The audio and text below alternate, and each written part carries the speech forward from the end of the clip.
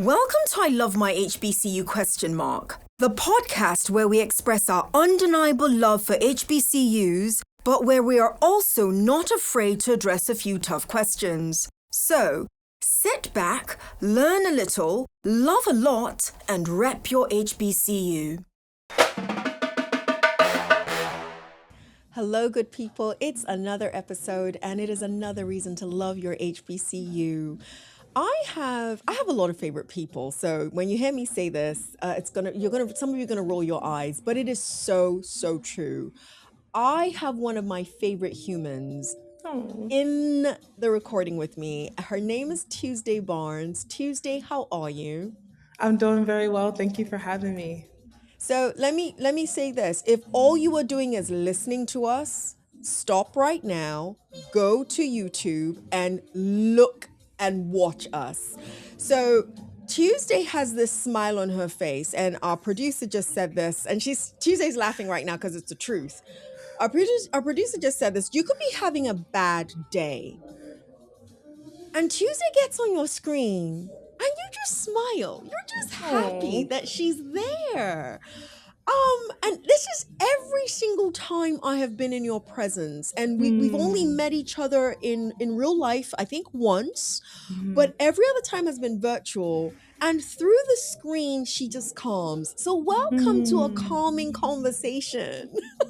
Thank you. That is very No, but it's beautiful. Thank true. you. But let's be honest, Tuesday, this is not your first time hearing this. A lot of Hmm. people say that you bring a calming spirit to them, don't they? I appreciate that. But it never gets old, and I really appreciate you affirming that because I think that sometimes we exist in the world in a way that we see, but we don't. I think people assume like, oh, you know this, like I don't need to tell you, and so moments we can forget. So I appreciate you for reminding me of my light. You're That amazing. means a lot to me. So You're thank you. amazing. Oh, Tuesday, I'm going to have you do your own introduction, but you must start with your name. You are okay. only the second Tuesday I know in life. My first was my college roommate in Kentucky a gazillion years ago. You are the second. So please tell the audience who you are, tell us why you're so amazing, and tell us why we're hearing the beautiful jazz behind you as well.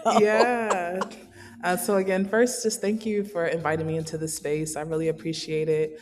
I appreciate you bringing your energy and the way that you exist in the world, which is also just full of like light and love, and it's just very calming as well. And so, in terms of who I am, my name is Tuesday Barnes. I am Actually, I'll start with this. So I wasn't born on a Tuesday. I was actually born on a Thursday, which people always are like, "What? Why? Why did your mom name you Tuesday if you're born on Thursday?"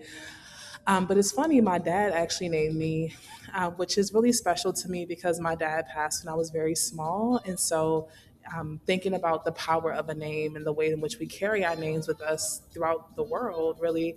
And so every time I introduce myself, I really think of my dad, which is just really powerful. So, again, my name is Tuesday, and I'm a Ph.D. candidate at Morgan State University in applied sociology and social justice.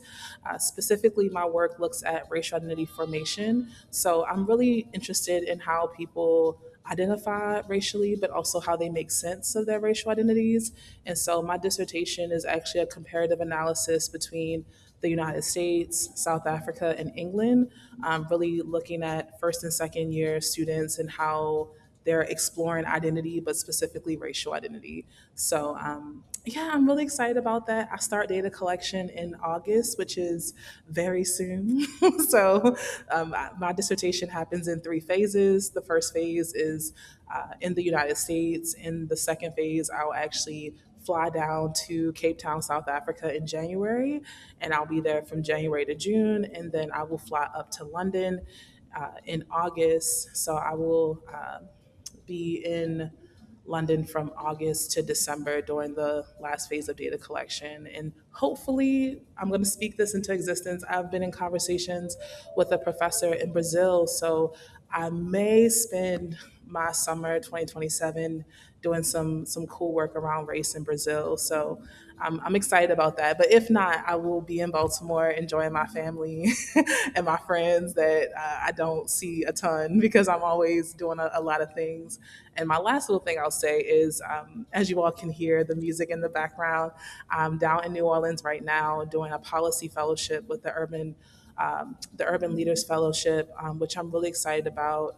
So yes, that is me, and there's a ton of other things, but I will stop here because we'll be here all day. But We yes, will, but we will be gladly here all day to oh, thank listen. you, thank you. I'm lucky. I get to hear your updates periodically, and I'm always excited whenever I hear your updates because you don't bore. It's not a matter of you don't bore easily. You just don't bore. There's Oh, thank always, you. oh, so I was in Canada. I was in Tanzania. I'm just throwing countries out there.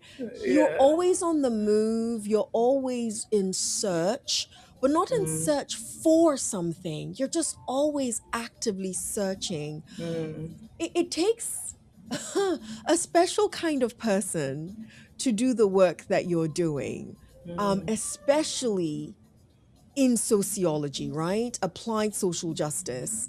And the reason why I'm saying it takes a special person to do the work that you're doing, I don't think there's ever going to be an answer to the things that you are searching for. There will be solutions, I think, that present themselves. So what is it about your perhaps your previous educational background that has bore this hunger within you that this is what I'm going after? Yeah. What's really interesting, so I started my journey really so I'm from East Baltimore, and if you know anybody from Baltimore, you know there's a big difference between East and West. But long and short, I'm from East Baltimore. I spent my K through eighth grade education in public school, and my public school was all black. So it was all black teachers, principal, lunch ladies, like, and the folks in the school also lived in the neighborhood. So there were people who, again, was the lunch lady or the librarian and lived around the corner from me. So I think that I've always had a really beautiful village of people deeply invested in my development. And I also think that, so my mother has been in education for over 25 years. And so my mom really, I think, planted a lot of seeds of curiosity. But I think Mm, that being in a space that really fostered and really encouraged that curiosity was really powerful. So it wasn't just that I was like a smart kid, but I was a smart kid that people wanted to invest in, and that people said, you know what, there's something there. And I'm willing to, give my time and my attention and my energy into like developing that curiosity. So very grateful for my time at Guilford Elementary Middle, which unfortunately I think they're shutting down, so it's not going to exist anymore in Baltimore. But my mom still lives in the neighborhood. It's walking distance from my mom's house, so it's definitely a staple of in terms of what shaped me as a person. And then I transitioned from Guilford, which again was K through eighth grade, to Bryn Mawr School for Girls, which is a private school in Baltimore. And it was interesting because I think that at Bryn Mawr was really the first time that I started to really interrogate this question of like, what does race mean to me? mm, mm, I think that in an all black space, there were other questions that were a little more salient, that I think still looking at race, but just at a different angle, because as we know, black people are not a monolith. So there were very big differences in students in terms of folks that I went to school with in elementary, middle school. But I think that when I got to high school and I realized like, oh wow, like people are existing in different income brackets, people are existing with different opportunity structures, and that's also impacting how they see me. And so yeah, that was a very interesting time. And so I transitioned from Bryn Mawr to University of Maryland College Park.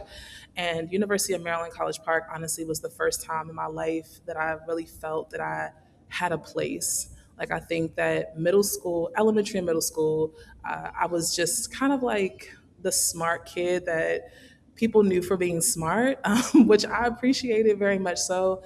And I think that high school everyone has a challenging time in high school, so that's not noteworthy. But I think that when I got to College Park, it was really this moment of like, oh, I found my people, like I found my tribe, and it just felt really affirming. And those people came from everywhere. So I had friends from all different like ethnic groups and corners of the world, and they were just lovely people, just like really good people. And so I spent my freshman year at University of Maryland College Park. And what's funny was that initially I wasn't accepted into Maryland. I did a summer bridge program. And so going into my freshman year, I said, oh my gosh, I don't know if I'm like good enough to be here. I don't Wow. know if I'm smart enough to run with the bulls kind of thing. And so I told myself, which is like, yeah, it's kind of silly now, but I said, if I get a 4.0, I know I deserve to be here. And so my first year or my freshman year, I got a 4.0, and I said, okay, well, I'm done with college. I mean, I did everything. Like, I know I can be successful. So, like, what else is there to do? What else is there? And what's really That's too interesting, I cute. happened to, yeah, very young and very naive. But I was like, I got a 4.0. I can do this college I've thing. done this. I've done this. And so I happened to be walking to the library one day, and I came across a young man who was like, hey, have you ever thought about study abroad? Fast forward, I ended up applying for studying abroad. I ended up applying for a few very noteworthy scholarships, and I spent my whole sophomore year abroad, which also, when you talk about like what shaped me, it really was the first time that I gained a kind of global consciousness. I think going to the University of Maryland, there was like you see diversity, like you see racial and ethnic diversity, and you see people coexisting in space, but it's different when you're the person out of your social context, right? Where like you don't speak the language, so you have to navigate just the kind of internal monologue that happens when like you're struggling to just navigate life. You're struggling to say like I have to use the bathroom, or like where is the thing, whatever the thing is that you're looking for. And so I really appreciate that experience, and I really appreciate that time in my life. And I was really young when I did it. I think I left when I was 18. I turned 19 in Spain. So yeah, it was just it was very much so a shift, and it was my first time even going to the continent. So of course, Morocco was right under Spain. So I was like, well, if I'm here, I might as well just check it out. And so, yeah, I had an opportunity to go down to Marrakesh, and it was gorgeous. I had a wonderful time. I also traveled around Europe a ton. So, and I always tell people I did it for free. So I didn't take out any student loans, which was wonderful. And I ended up graduating, with my bachelor's debt free, which was one of the reasons why I went to the University of Maryland to begin with. But all of this to say, I think that each part of my story, there was just kind of these building blocks around identity and understanding myself and trying to kind of grasp on like what matters to me, who am I as a person. And as you said earlier, this question of who am I, is it's always evolving, right? So you're always getting new tools, you're always meeting new people, you're always reading new things that kind of stretch that understanding of self. So I feel very grateful to have had the experiences that I've had, because they definitely have stretched me. And I feel blessed for the opportunity to grow in that way. So You are going to be one of our lifelong researchers, listening to yeah. you. I think you're lucky. I'm gonna call it. Some might call it luck. Some might call it being blessed. Whichever one I think works. Both of those I think work in this conversation. And the luck that I'm referring to is you have a subject matter that you're going to, if you want to, keep working on for the rest of your career, right? Yeah. Like, I think it will continue to feed you, it will continue to nourish curiosity for you. When people talk identity, I can listen to them talk on and on and on because it's so dynamic, right? And it Yeah. also depends on where you find yourself with regards to how you're going to approach identity. So I look forward to all of the research that's going to come from Tuesday Barnes for that reason. I want to, because this is something we have to do, I almost don't want to do it. For the very first time in my life, I'm like, should we do the rapid fire? Because Yeah, let's do this, it. we're going to do it. We're going to do it. But there's so much meaty conversation to have with you, just based on everything that you've just said. Mind you, I've got 4 pages of questions just on Okay. research for you. I really do. We're not going to be able to get through it. Okay, rapid fire. 67 seconds on the clock. Let's go. Tuesday, describe yourself in 3 words. Curious, passionate, love centered. I don't know if I cheated the last one, but No, you didn't. You get okay. to use that. You get to use that. What's your, as somebody who did not start off at HBCUs, what's your unpopular opinion about HBCUs? I think that I'm not sure if it's unpopular, but I think Okay. HBCUs demand and require grace. And I think that that was something that coming from a PWI that has a different set of resources and a different set of, yeah, just resources in general, there were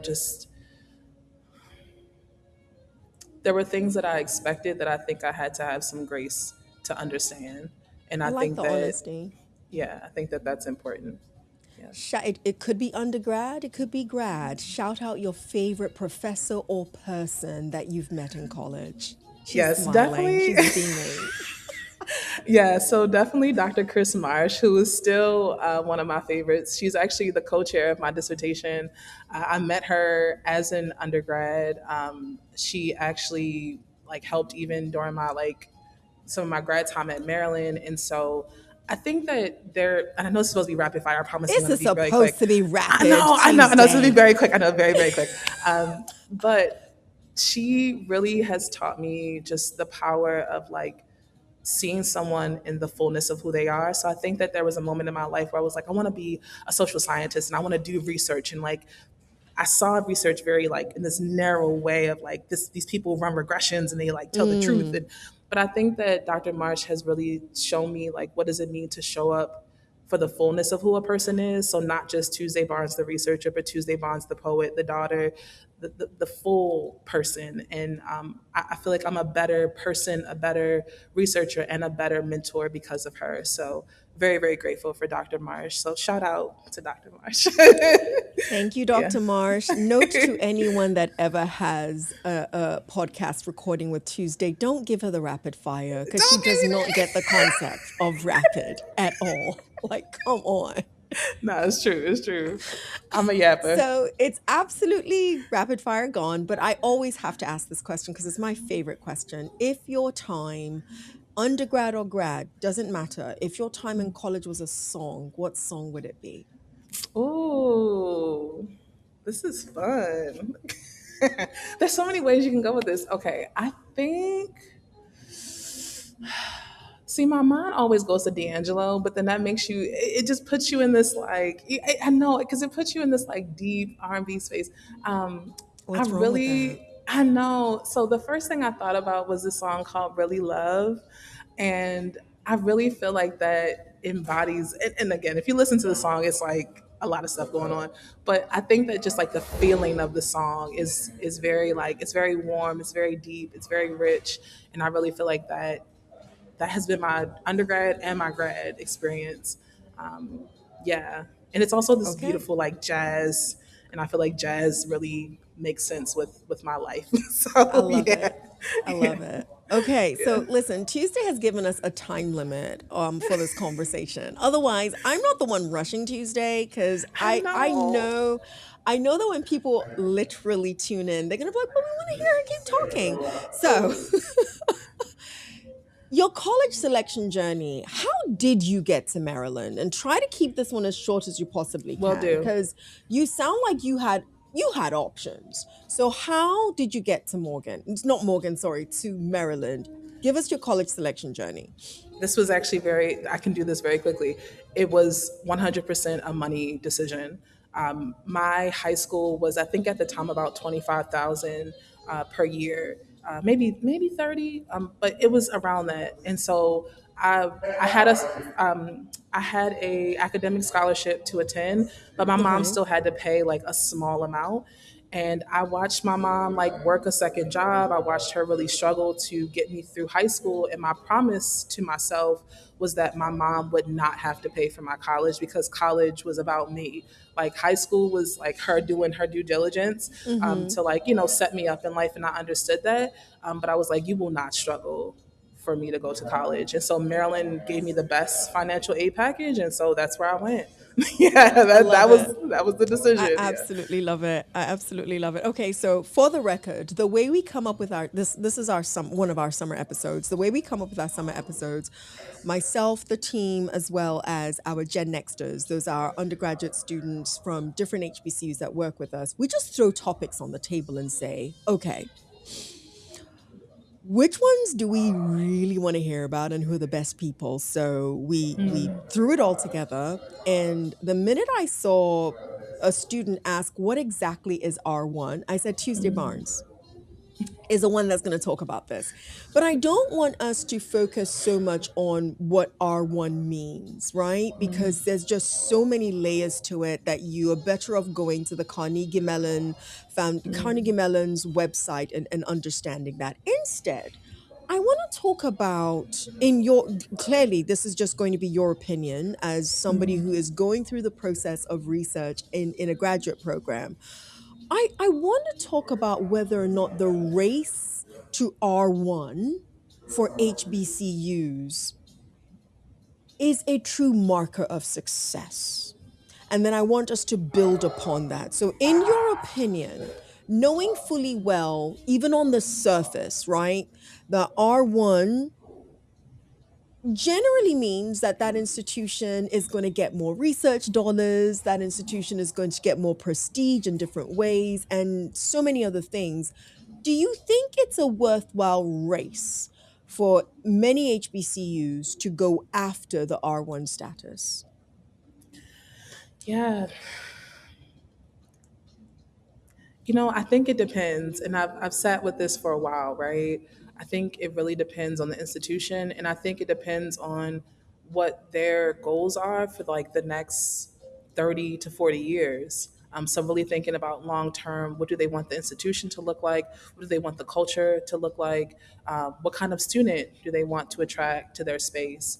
And so, you know, I think a bit of the challenge with talking about R1 is that there is as you already mentioned, a substantial difference in between how folks are funded depending on their status, right? And so we know that that capital makes a difference in terms of like what you can do as an institution. Yeah.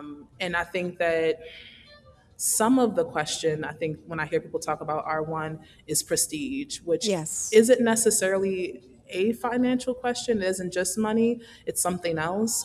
And I think that one of the things that HBCUs in particular are constantly fighting against is this notion that they are not as rigorous as PWI spaces. And so the R1 status is not just the work, it's also trying to kind of combat the narratives that have been built around, well, HBCUs are a lesser university, or Yeah. this is just a cultural experience, it's not an academic experience. And so I think that for some spaces, it's been like, well, no, we are rigorous. Like we produce, I think that there are many things that are happening, and I think that on a kind of in an academic space, it's this notion of we produce knowledge that is valuable, and I think Absolutely. particularly for Black people to be able to say like that we are in control of the narrative, we are in control of the kind of knowledge that comes out of our institutions, that we have strong methodologies, we have strong theoretical frameworks, like we have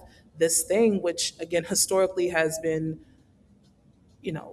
there has been a lot around Black people not having the capacity to be able to create knowledge, or like the knowledge that we create is more so engaging in identity work, right? But that we can't do rigorous work.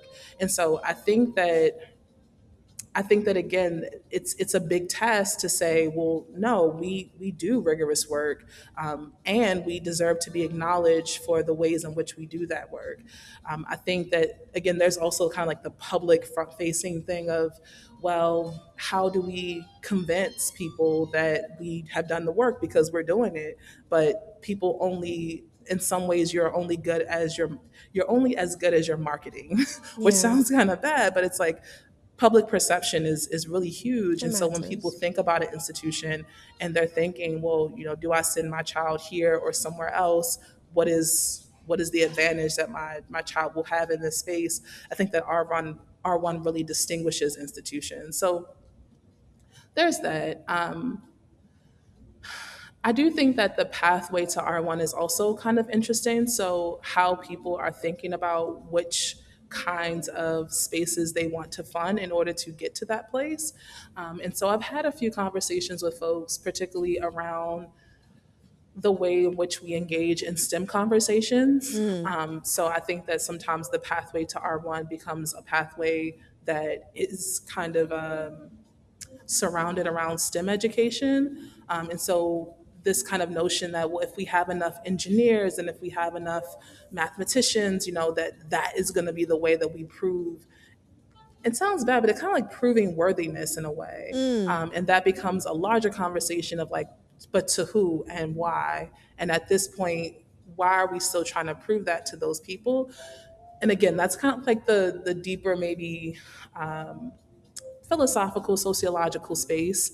I think that most people aren't engaging with the conversation there. I think that most people are engaging with the conversation around like, listen, these dollars and cents are going to transform the space. Like they are going to create literal infrastructure. They are going to literally create buildings. They are literally Yeah. going to allow more students to enroll, and that will in some ways, I think folks that talk about it as kind of like a trickle down. So if we have really strong programs, then it'll get to everybody else eventually, right? Um, and we could talk about if that's true even for PWI. So like, has that been true even for like a University of Maryland? But I'll stop there. No, So don't. yeah, So the reason why I'm yeah. saying don't stop there is you are hitting every single area I would have queried you on. Like literally when you said trickle down, I was going to ask you quite literally to get into the argument that many make that, well, when you go for a lot more resources, the whole idea and desire is that it trickles down and around, it permeates. So I love when when you ended your comments with, well, one could actually even ask whether or not that is accurate even with PWIs. And as somebody who, I think you started developing a research lens and a query lens when you were maybe between 8 and 12 years old, Tuesday, because there's just this questioning and curiosity. And then you've moved through all of these different spaces where you can do a comparative analysis all by yourself as to what you've observed and how the trickle down and trickle around effect works. And for the record, anyone that is tuning in, all our conversation right now, I'm fully aware, is not steeped in the research that's been put out there. I wanted to talk to Tuesday about her lived experience as she is pursuing a doctorate and how all of that means, or all of that is affected within this whole R1 race that many HBCUs are having in comparison to PWIs who are resourced because of the R1. Okay, okay, okay. Yeah, She is yeah. in New Orleans. I'm hearing the jazz. I'm feeling the jazz, but Tosin, refocus. Okay. So no, please keep going with your commentary of, is it going to trickle? Should we be having more conversation to make sure it trickles around and not just going after the race itself? Because listen, you run a race, you're either going to win the race or you're going to land somewhere, right? So, yeah. Yeah, I think it's layered, and it's a part of what I think about is just how currently in higher ed there's been lots of conversations just around departments kind of having to how to put this nicely um, departments coming together and or kind of being kind of pushed into space together. And so I think that, and particularly those humanities, social sciences, Yeah, being very hard hit by those kinds of decisions. And absolutely. so I think that when we talk about, well, this kind of trickle down model, and it'll help everyone, uh, there is reason for folks to be a little cautious about when and if it will reach them. Absolutely. And so I think that when we talk about the race to R1, I think that it's really interesting because, again, I think that sometimes we aren't naming some of the kind of the weeds of it all, right? So like, well, who's in the race and who isn't in the race, and why are they in the race, and what does that mean? And so I think that particularly in this current social political climate, which I think is important to name, um, there is a there is a way that I think higher education has been, to use the language that I think is most appropriate, but I think that higher education has been in a really precarious space, I think. And I think that a lot of people in higher ed are really trying to figure out how they can navigate with as much,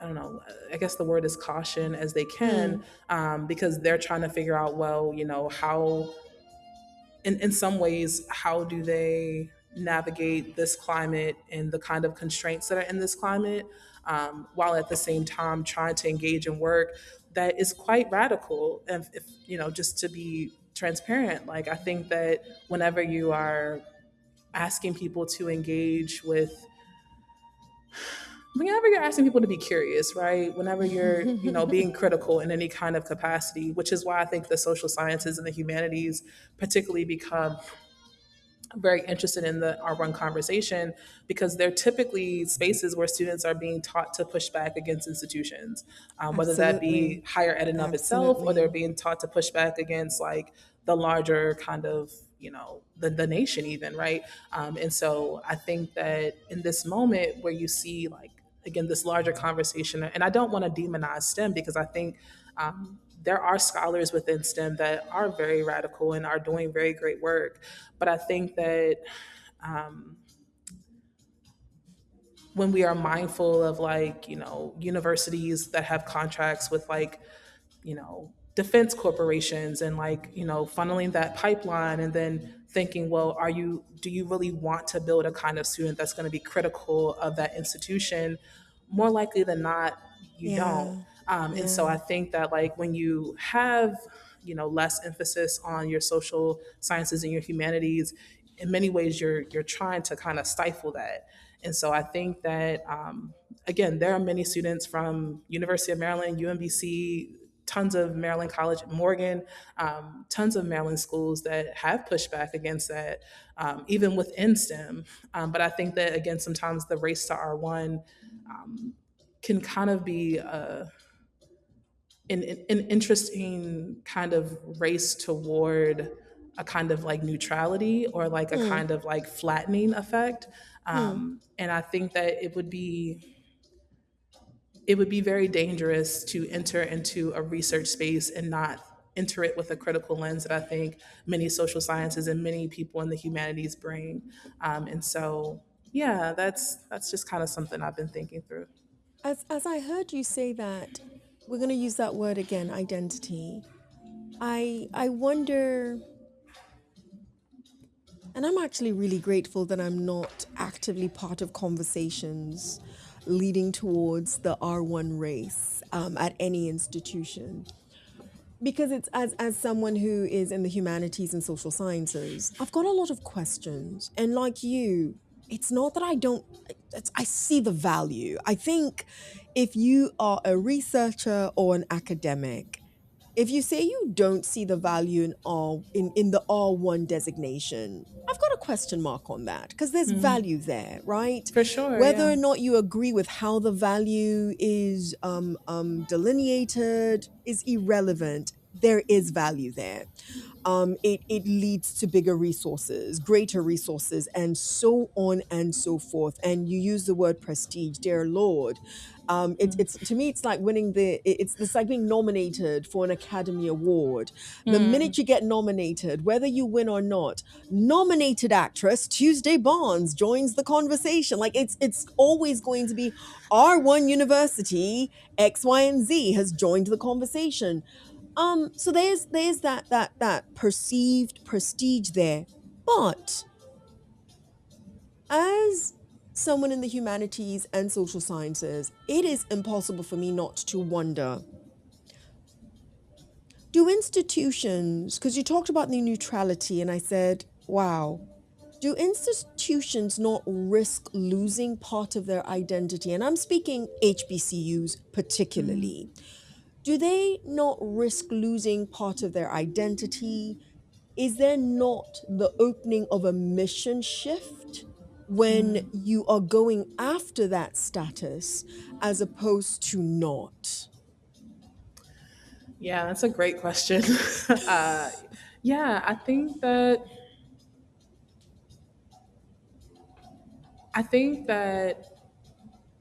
HBCUs in particular have a big task, because I think that some of the R1 designation is about it's about kind of fitting a mold. And I think that being mindful of how do you stay true to whether that's culture, whether that's mission, values, is really important. And I think I would be interested to see, what comes out of this moment, Yeah, right? What comes out yeah. of, the push. I know at Morgan, there's been like a coalition that's been built with a few other HBCUs that are again Going in this after it. space, yeah, as well. And I think that it's interesting to see. And again, as a social scientist, I'm always more, again, kind of curious about what how something will develop.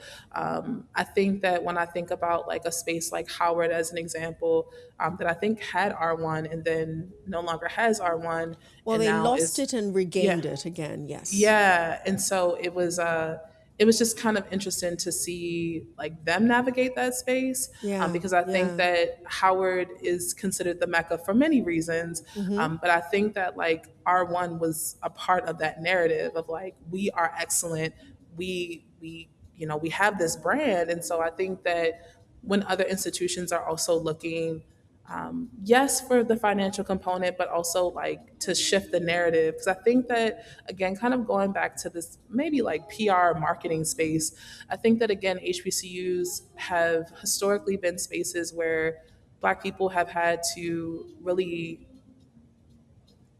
even within the culture, really have to kind of fight and say that, like, this is a valid space, this is useful, this is helpful, this is productive. And I think that as someone at Morgan now that's kind of navigating that, I'm thinking about like, well, yes, there's this conversation that happens, I guess, outside of HBCUs, but there's also this kind of like internal conversation of like, how do we rank each other? Like, how do we Yeah, see yeah, yeah. like the value of someone in a different space? Like, who's at the top of the hierarchy, who's at the bottom, and like, I Absolutely. think that, yeah, so it's complicated, but I think that more often than not, I'm more interested to see like,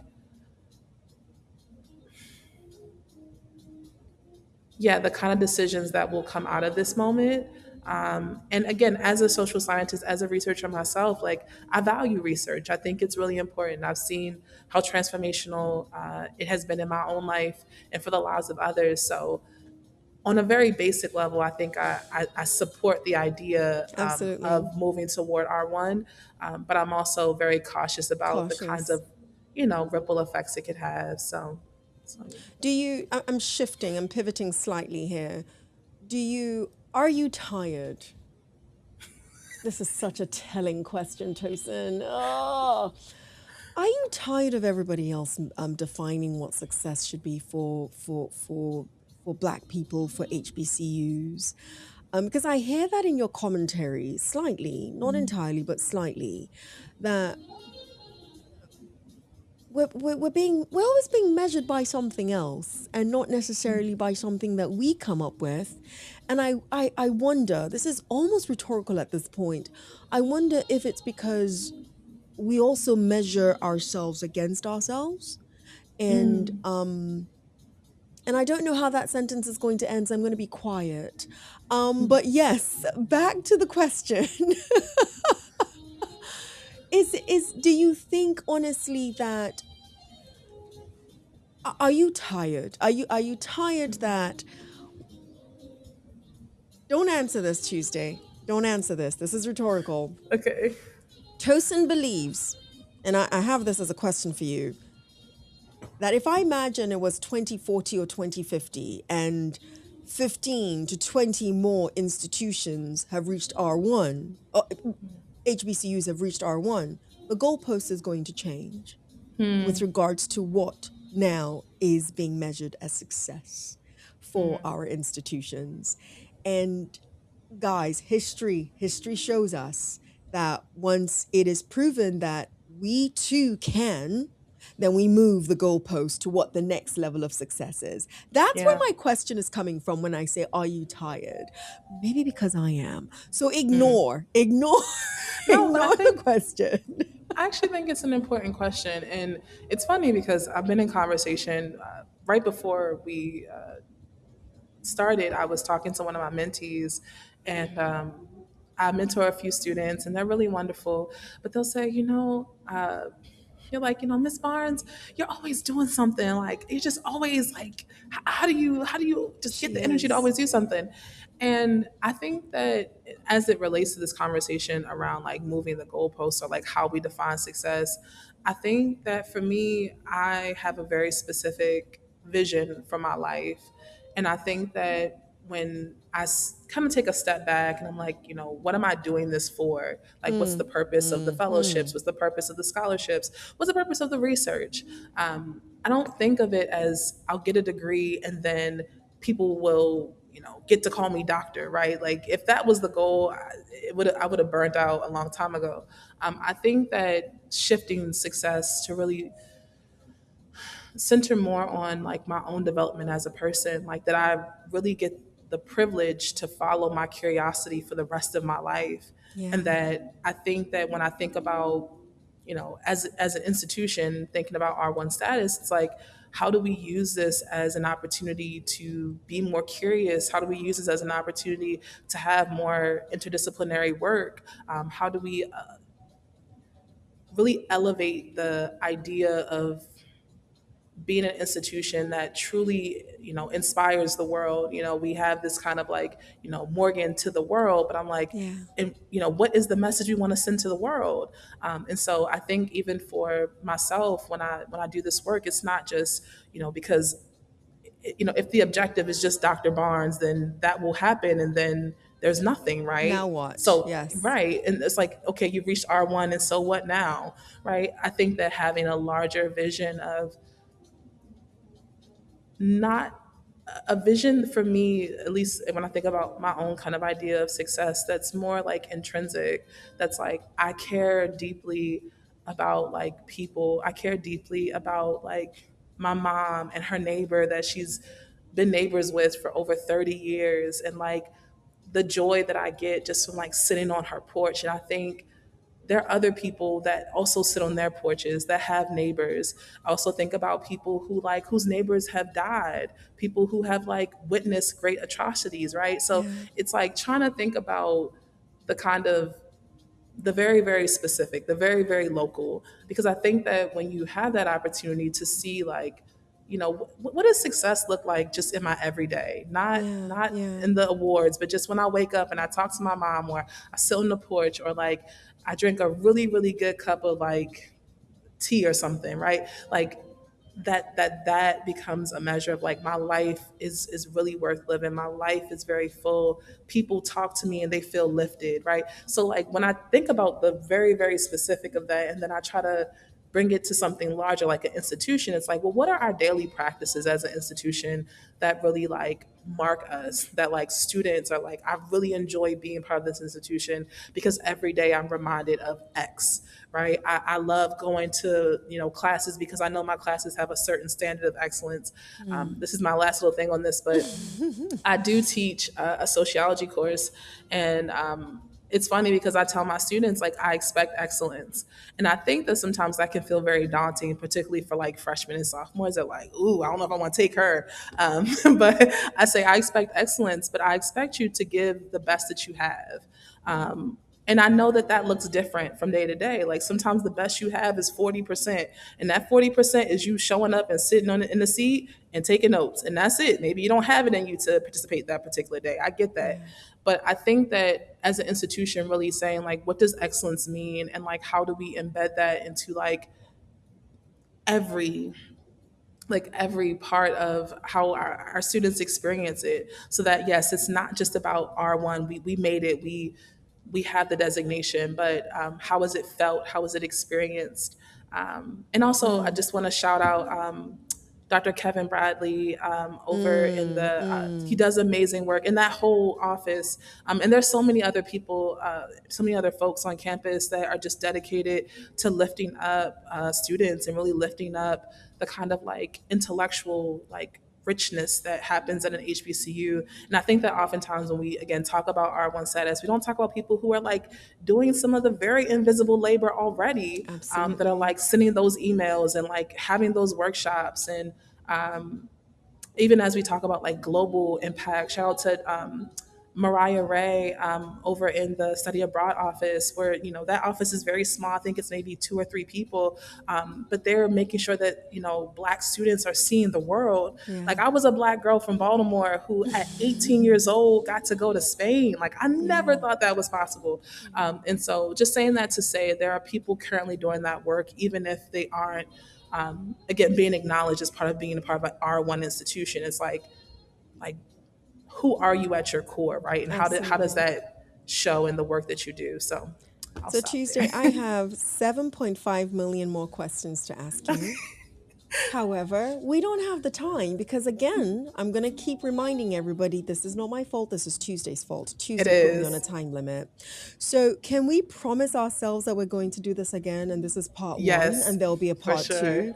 Because Yes. I do want you. I really do want the next time we have a conversation to be you giving advice to undergraduates with regards to what to look forward to with regards to grad school. Should they go? Should they not go? What should they think about? All of that stuff. So that will be our next time together, I would which love I'm that. actually hoping we can still get done sometime this summer. So yes, this is the time where I ask you. There again, I just told you I've got 7.5 million questions that I was going to ask you that I couldn't. So of course there are a few things that I would have wanted to ask or that you would have wanted to hear that I did not get to ask you. But please bless our audience with something that you're like, okay, even though I'm coming back, I need them to hear this in this very moment.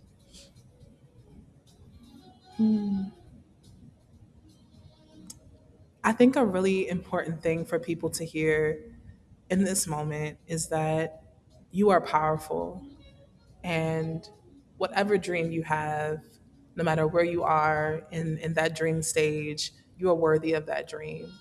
And yeah, to really sit in that you are worthy of that dream, you are powerful enough for that dream to come true. I think that's really important. You are worthy of that dream. Tuesday Barnes, this is part one. There will be part two, period.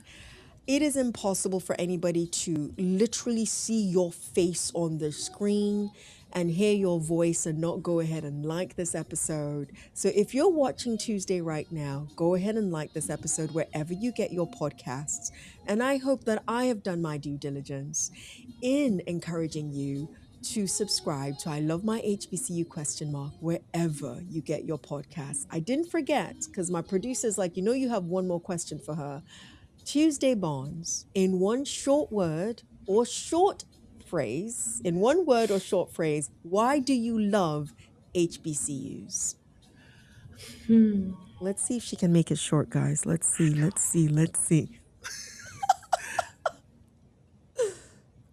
I love HBCUs because they are home.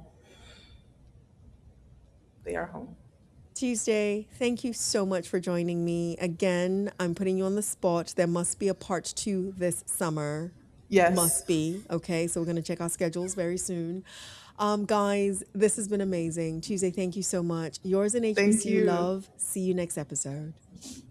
You've been listening to I Love My HBCU ? Let's keep the conversation going as we share our stories and encourage more practical support of HBCUs, whilst of course holding each other accountable. Don't forget to follow and subscribe for the latest episodes. Until next time, love and lift your HBCU.